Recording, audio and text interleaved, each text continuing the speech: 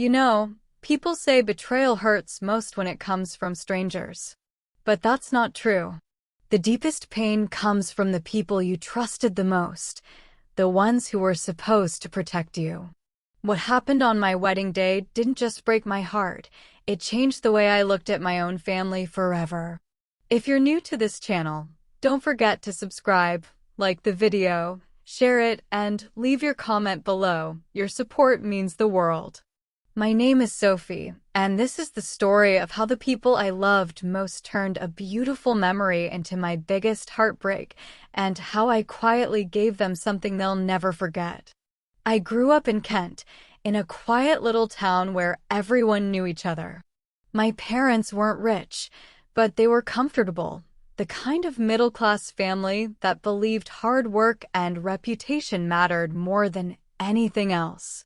My mom, Patricia, ran the house like a business, organized, proper, always in control. My dad, Michael, worked as an accountant. He was quiet, steady, and rarely argued with Mom. Then there was Emily, my older sister by 3 years. She was the golden child. Beautiful, confident, popular, everything I wasn't.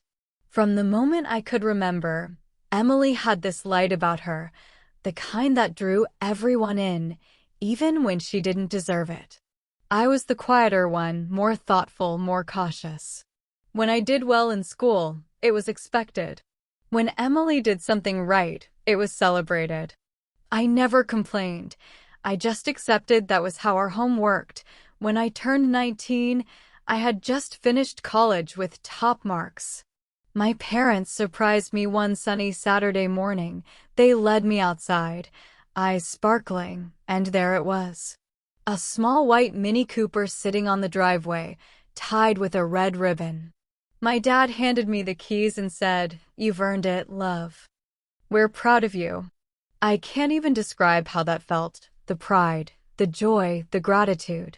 That car wasn't just a gift, it was my freedom. Emily stood beside me, arms folded, smiling, but not really. "You lucky thing," she said, with that same half-laugh that never quite reached her eyes. "Maybe I'll get one when I start behaving." Everyone laughed, but I noticed the tension behind her grin. For years, that Mini became part of my life. It carried me to uni, to part-time jobs, to long drives when I needed to clear my head. It represented independence, something Emily always said I'd never understand. Then life moved on. Emily met Daniel, a charming, good-looking man from London. He worked in finance, dressed perfectly, said all the right things. My parents adored him. "He's a proper gentleman," Mum said. I met him a few times. He was polite, but something about his eyes always made me uneasy, like he was sizing people up for value, not warmth. A year later, I met Adam. Not flashy or rich, but steady and kind, the sort of man who listened, not just heard. We met at university, and he made me laugh like no one else ever had. When he proposed, I said yes without hesitation. My parents were happy, though Mum did say, "He's not as ambitious as Daniel, is he?" I laughed it off, but her words stayed with me. The months leading up to my wedding were chaotic but exciting. My mother handled most of the planning. "You just focus on being a bride," she said. "We'll take care of everything." I trusted her, why wouldn't I? She was my mum. Then little things started to feel off. Emily was everywhere.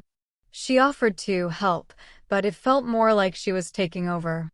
She picked colors, flowers, even commented on my dress. "It's lovely," she said once, "but maybe something more fitted would look nicer?" I smiled tightly. Adam told me to ignore her. "She's just jealous," he said. But I wasn't sure. Emily had everything: the looks, the attention, the approval. What could she possibly be jealous of? One week before the wedding, Mum called me. "Darling," she said, "don't worry about transport for the ceremony. We'll sort it. We'll even have your Mini cleaned and ready." I remember smiling, relieved. Thanks, Mum. That's one less thing to worry about. She hesitated for a moment before adding, yes, it'll be perfect. I should have noticed the tone in her voice then. The night before the wedding, I barely slept. My mind was racing, heart pounding. I woke early, got ready with my bridesmaids, and everything felt surreal, like a dream that might vanish if I breathed too hard. When I walked downstairs, the house was full of flowers and laughter. Mum was bustling about, camera flashes popping. "You look beautiful, Sophie," she said. Then the photographer suggested we step outside for a few shots with the car. I followed him out, my gown brushing against the steps, and froze. There, parked at the end of the driveway, was my Mini Cooper, only it didn't look like mine anymore. It was covered in ribbons, pink ones, not the elegant ivory I'd chosen. And on the bonnet was a huge sign that read, "Congratulations, Emily and Daniel." For a few seconds, my mind couldn't process it. I laughed weakly, thinking it was some sort of prank. But when I turned to my mother, she just smiled. "Oh, don't look so shocked," she said softly. "We decided it was time to pass it on. Emily's been going through a rough patch with Daniel. We thought she deserved something nice." I felt the blood drain from my face. "Pass it on," I whispered. "Mum, that car was a gift. From you and Dad. To me." Mum sighed, as if I was being unreasonable. "Oh, Sophie, you're married now. You'll have a new life, a husband, and his car. You don't need it anymore." And then Emily walked up radiant, grinning, dangling the keys like a trophy. "Don't be mad," she said. "Mum thought it'd be nice for me to have something sentimental." Something inside me cracked. I wanted to scream, cry, do something, but all I did was smile weakly while the photographer kept clicking. My dad stood awkwardly to the side, pretending not to hear. The ceremony went on as planned, but I barely remember any of it. The vows, the music, the speeches, they were all a blur. When Adam took my hand, his eyes asked what was wrong. I just shook my head. "Nothing," I whispered. But everything was wrong. That night at the reception, everyone danced and laughed. I sat alone near the window, staring out into the dark car park where my car sat gleaming under the lights, now belonging to someone else. My mother came over once, her tone half sweet, half sharp. "You can't sulk forever, love. Life changes." I looked up at her and said, "So does respect." She didn't respond. She just walked away. That was the moment something in me broke, but it also woke up something new. I realized I wasn't angry about losing the car.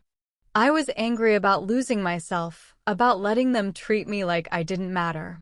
That night, I decided one thing: I wouldn't let them get away with it. When I left that night, I thought silence would heal me. I believed that if I stayed away long enough, everything Daniel did would fade like a bad dream. But pain has a way of following you, quiet, patient, waiting behind every small reminder. Weeks went by and London kept moving, but I didn't. The city lights still shone, couples still laughed outside the cafes, the trains still ran on time, only I was standing still, trying to pretend I was fine. I moved into a smaller flat near the river, the kind of place that looked peaceful from the outside, but echoed at night. I spent hours painting the walls white, as if a new color could erase old memories. My phone stayed silent most days. I deleted every message, every photo, but the memories stayed printed inside me like ink that wouldn't wash off. Sometimes I caught myself wondering if Daniel ever missed me. Then I'd remember the sound of his voice the night he lied to my face, and I'd stop. Healing wasn't a straight line. It was a slow climb, with nights where I'd collapse halfway. Claire, my closest friend, would visit often. She'd bring tea, talk about ordinary things, weather, work, her new crush, just to keep me grounded. One evening, she said something I'll never forget. "You don't heal by forgetting, sophomore. You heal by remembering and choosing peace anyway. I smiled because she was right. But closure didn't come easily. Some nights, I still dreamt of that engagement party, the silence, the faces, the shock. I didn't regret what I did, but I hated that my story had to end in humiliation. Not for me, but for the version of myself who had believed him. One morning, I received an email from an art gallery in Brighton. They'd seen my sketches on social media and wanted to feature them in a small exhibition. I almost said no. I hadn't left London in months, but something in me whispered that it was time to move. Time to start breathing again. So I packed my things, took the train, and left the city that had seen both my love and my ruin. Brighton was softer. The air smelled of salt and freedom. I rented a room near the sea and started working at a local art shop. Every evening, I'd walk along the pier, watching the waves crash like they were trying to rewrite themselves too. Slowly, I began to feel lighter. Not happy exactly, but peaceful. It was on one of those walks that I met him. Liam. He was sitting on a bench, sketching the horizon. We talked about nothing, the sea, the gulls, the cold wind, and yet, something about his quietness felt familiar. He didn't ask questions I wasn't ready to answer, and I didn't offer more than I could. We started meeting accidentally at first, then intentionally. He wasn't like Daniel. He didn't fill silences with promises. He let them exist. He never asked why I sometimes went quiet or why I flinched when my phone buzzed. He just stayed. Months passed. My exhibition opened, and people actually came. They stared at my paintings, all shades of blue and gray, and said they felt something. That's when I realized that even pain can create something beautiful if you let it. One evening, after the show, I found a letter slipped under my door. The handwriting was painfully familiar. Daniel. My heart froze for a moment. I didn't open it right away. I made tea, sat by the window, and watched the rain. Then I opened it. He wrote that he'd moved abroad after everything. That he'd lost everything but finally started therapy. He said he was sorry, that he didn't expect forgiveness, just understanding. You were right about everything, he wrote. I lied because I was afraid of losing control. But in the end, I lost you, and that's the only truth that matters. I didn't cry. I folded the letter and put it in a drawer I rarely open. Because forgiveness isn't something you send in a reply, it's something you find quietly, on your own time. Liam found me there later that evening, lost in thought. He didn't ask about the letter. He just said, "You look lighter." And I was. Because for the first time, Daniel's words didn't carry weight anymore. They were just words. Still, healing doesn't erase the past. A few weeks later, I went back to London to visit Claire. We walked through the same streets I used to roam with Daniel. It felt strange, like walking through a photograph that had lost its color. I saw couples laughing, holding hands, taking pictures, and it didn't hurt. It just reminded me that life goes on. At the train station, I saw someone who looked like him, same coat, same stride, and for a second, my heart skipped. But when he turned, it wasn't him. That's when I knew I was finally free. Because healing isn't when you stop crying, it's when you stop waiting for an apology. When I returned to Brighton, Liam was waiting with 2 cups of coffee. We sat by the shore, wrapped in blankets, listening to the waves. I told him everything that night, the lies, the party, the letter. He didn't interrupt, didn't pity me. He just said, "I'm glad you told me. You don't have to carry it alone anymore." And maybe that's what love should feel like, not grand gestures or fireworks, but quiet safety. The kind that stays. We stayed there long after the sun disappeared, watching the sky turn into a sheet of darkness scattered with stars. The sea whispered softly, like it was trying to tell me something I had forgotten long ago. For the first time, I didn't need to hold my tears back. They came slowly, quietly, not from pain but from release. Liam didn't speak. He just held my hand, his thumb tracing small circles across my skin, grounding me. That night felt like a full stop to a chapter one never thought I could end. In the following days, everything began to feel lighter. My mornings started with sunlight slipping through the curtains instead of anxiety. I painted more, laughed more, and let silence exist without fear.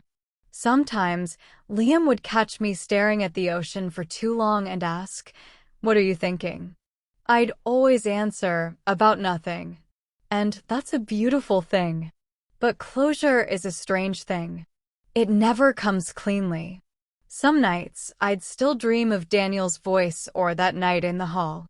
I'd wake up gasping, heart racing, half expecting the pain to come rushing back. But it didn't. It stayed where it belonged in the past. Each time, it hurt less. Each time, I found more strength in the quiet after. Then one afternoon, a letter arrived again. This one wasn't from Daniel. It was from his sister, Emma. I hadn't spoken to her since the engagement party. She wrote that Daniel had passed away in a car accident abroad. The words didn't make sense at first. I read them over and over, my brain refusing to process. She said he had been on his way to a rehab center. He had left a note, short, fragile, saying he was sorry and that he hoped I'd find happiness. I sat there for a long time, staring at the paper. My heart didn't break the way it used to, it just sank quietly. There was sadness, not for what we had, but for what could have been if he had chosen differently.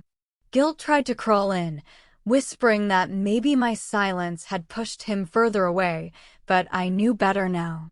People destroy themselves for reasons you can't fix. I had tried to save him once. That wasn't my purpose anymore. That night, I walked to the sea again. The wind was cold, wild, almost violent. I stood at the edge, feeling the salt sting against my skin. I whispered, "Goodbye, Daniel," not as a lover, not even as someone who forgave him, but as someone who finally understood that letting go doesn't always mean forgetting. Sometimes it just means choosing to live. Liam found me there again, my hair tangled in the wind, my eyes red but calm. I told him what happened. He didn't offer comfort in words. He just wrapped his arms around me, his breath warm against my ear. "You can cry," he said softly. "You don't have to be strong all the time." So I did. I cried, not for Daniel, not for the pain, but for the version of myself that had once believed love was supposed to hurt. Days turned into weeks. The gallery offered me a permanent position, and for the first time, I said yes without hesitation. My art had changed too, brighter, warmer, no longer soaked in the sadness I used to paint. People noticed. They said my work felt alive now, like it was breathing hope. Maybe they were right. One evening, while cleaning my studio, I opened the drawer where Daniel's first letter still rested. I picked it up, unfolded it, and for the first time, read it without shaking. The ink had faded slightly, the paper soft from time. It didn't hurt anymore. It was just a piece of someone else's story, one I had already finished reading. I walked outside and placed it in the sand. The wind caught it, carried it toward the sea, and it was gone.